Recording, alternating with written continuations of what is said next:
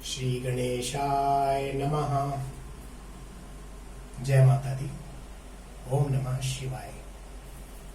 आप सबका इस ज्योतिष के ज्ञान रूपी चैनल में स्वागत है।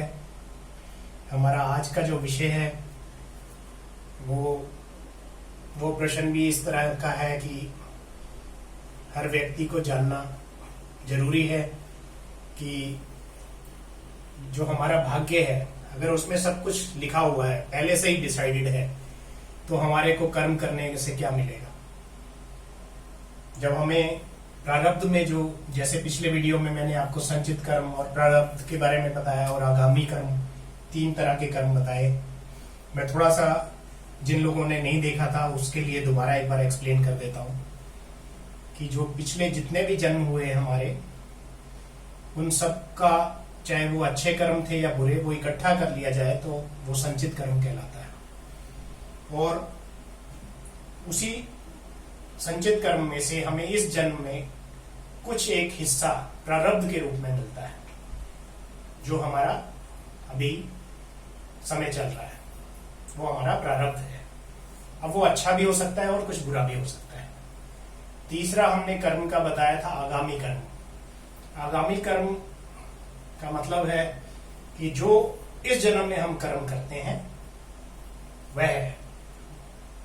तो अब इस चर्चा को शुरू करते हैं कि जब हम ये जान लेते हैं कि हमारा भाग्य जो है उसमें जो भी हमारे सब कुछ लिखा हुआ है उसके अनुसार ही हमें सब कुछ प्राप्त होगा, तो फिर मतलब हमारे प्रारब्ध, जो हमारा पिछले जन्मों के कर्मों से जो अच्छा या बुरा हमें प्रारब्ध मिला है इस जन्म में, अगर उसी के अनुसार ही सब कुछ चलेगा तो हमें कर्म करने की क्या आवश्यकता है। तो इसको समझने के लिए हमें जो प्रारब्ध मिला है वह ज्योतिष के अनुसार 70% हमें हमारा भाग्य पूर्व निर्धारित है, एवं जो बाकी का 30% है वो हमारे जो भी हमें अच्छे या बुरे फल इस जन्म में 30% मिलेंगे वह हमारे आगामी कर्मों के अनुसार मिलेंगे। अब जैसे प्रारब्ध है, प्रारब्ध के अनुसार बच्चा जब पैदा होगा कैसे घर में होगा, उसका खान पान कैसा होगा, उसके बंधु बांधव कैसे होंगे, परिवार कुटुंब कैसा होगा, कैसी शिक्षा प्राप्त करेगा,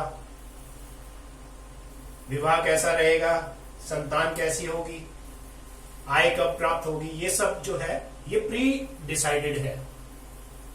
इन सब चीजों का समय जो है निर्धारित है। और जो आगामी कर्म है उसका अर्थ यह है कि व्यक्ति इस जीवन में जो कर्म करेगा वो कर्म करेगा या नहीं करेगा, और अच्छे कर्म करेगा या बुरे करेगा, इस पर उसको 30% इस कर्म का उसको इसी जन्म में फल प्राप्त होता है। अब इसको अगर हम एग्जाम्पल लें इसका एक, तो मान लीजिए कि एक व्यक्ति है, उसको अपना हॉरोस्कोप दिखाया, उसको पता लगा कि 4 साल के बाद में उसको धन की प्राप्ति होगी। अब व्यक्ति ये सोच ले कि मुझे 4 साल के बाद ही धन मिलना है, तो मैं अभी एफर्ट्स क्यों करूं, कर्म क्यों करूं। और अगर वो यह सोचकर अगर कर्म नहीं करता तो 4 साल के अंदर उसका जो खर्चा है खान पान का, रहन सहन का, वो पैसा कहां से आएगा, क्योंकि वो धन तो अर्जन कर नहीं रहा। अब ऐसी स्थिति में या तो वो उधार लेगा या अपना जो सब कुछ था वो बेच देगा पहले का। अब वो उधार लेता है तो उस पर ब्याज भी लगेगा। और ऐसी स्थिति में जब 4 साल के बाद में उसको कोई आकस्मिक अचानक से धन की प्राप्ति होती है, तो वो जो पैसा है, वो पैसा उसने या तो ब्याज पे लिया था तो वो वापस करेगा उस पैसे से, या उसने कुछ मकान वगैरह बेचा था तो वो उस मकान को खरीदेगा।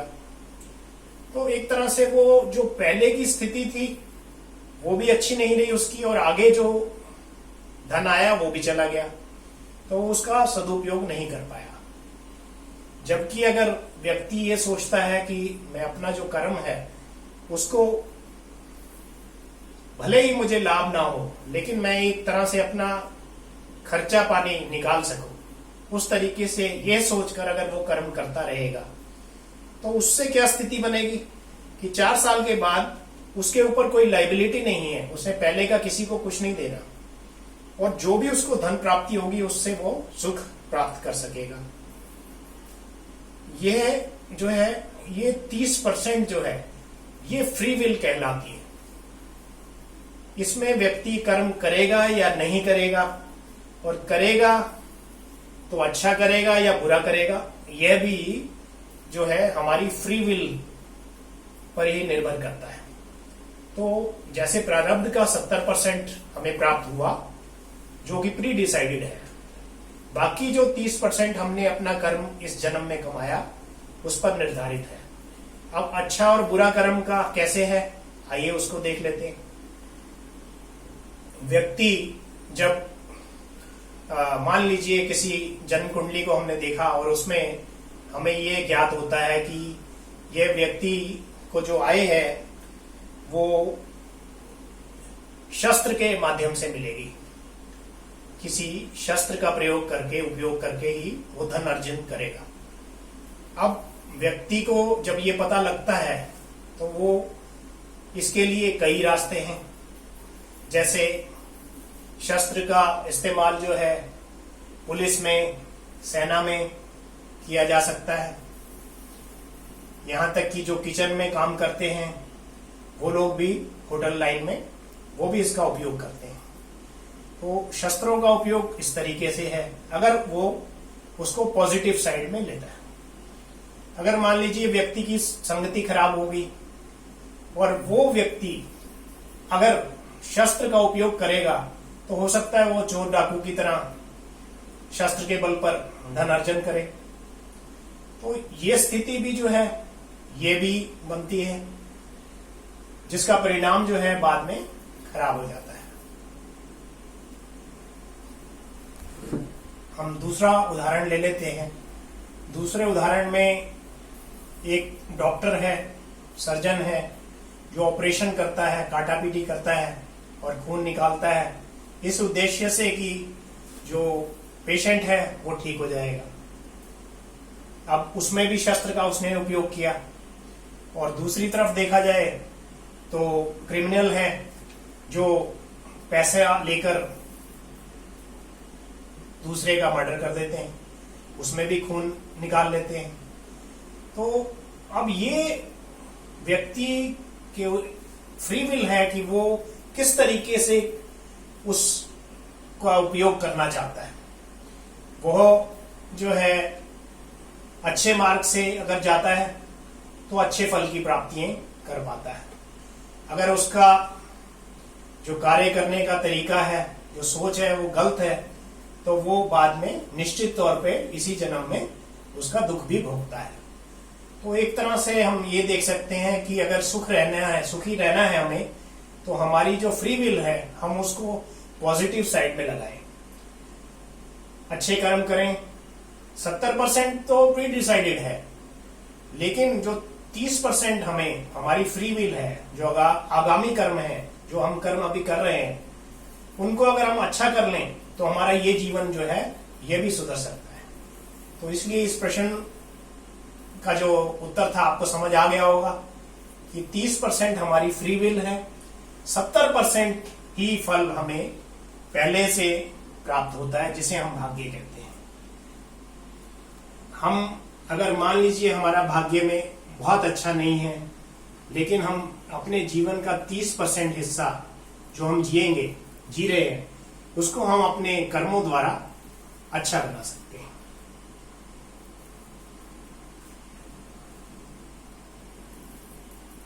मैं आशा करता हूं कि आपको ये सब समझ आ गया होगा कि कर्म जो है वो बहुत ज्यादा आवश्यक है और अच्छा कर्म उससे भी ज्यादा आवश्यक है। तो इससे हमें एक मार्ग मिलता है, मार्गदर्शन मिलता है कि हमारा कर्म जो है उतना ही इम्पोर्टेंट है जितना हमारा प्रारब्ध है।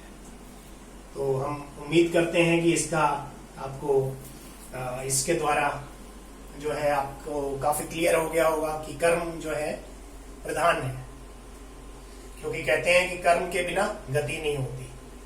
तो चाहे वो इस जन्म के लिए चाहिए गति या आगे के लिए, वो कर्म के बिना पॉसिबल नहीं है। मैंने आपसे पहले भी कहा था, आपके अगर कुछ प्रश्न हैं तो आप जो है मुझे कमेंट बॉक्स में लिख कर दें, ताकि मैं उनका जो है ज्योतिषीय विधि से कारण व निवारण कर सकूं और आपका उस प्रश्न से आपको संतुष्टि प्राप्त हो। और मैं कल एक वीडियो और बनाने जा रहा हूं, जो मेरी एक भविष्यवाणी थी, जो कि आत्महत्या को लेकर थी, और यह लाइव भविष्यवाणी थी और ये मैं कल आपसे शेयर करूंगा। इन सब चीजों से हमें ये ज्ञान मिलेगा कि हम किस किस रूप में ज्योतिष का लाभ उठा सकते हैं, कैसी कैसी परिस्थितियां जीवन में, कैसी कैसी घटनाएं हो जाती हैं, और हमारे को जीवन में जो है ज्योतिष से एक मार्गदर्शन मिलता है कि हम उसको सरलता से कैसे जिए। इसका ये मेरे पास एक केस आया था आज से कोई 12-13-14 साल पहले, और मैं चाहूंगा कि आपसे शेयर करूं ताकि आपको इससे बहुत बहुत कुछ सीखने को मिलेगा। जो लोग डिप्रेशन में हैं उन लोगों के लिए भी ये बहुत जरूरी है। तो आप सब का ये वीडियो देखने के लिए बहुत बहुत धन्यवाद। जय माता दी।